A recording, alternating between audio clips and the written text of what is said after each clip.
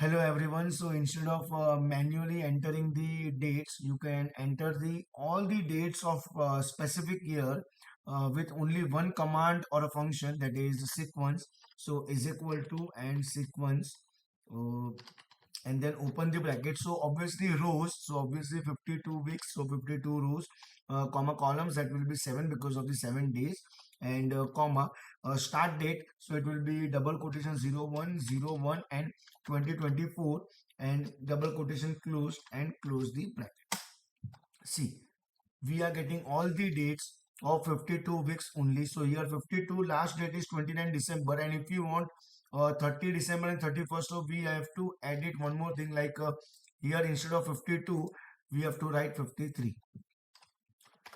Okay, so now you all can see 30, 31, and then again also 1st Jan 2025 and so on.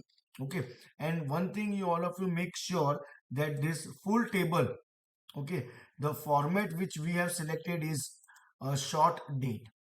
So make sure that you have selected short date, not the general. Thank you.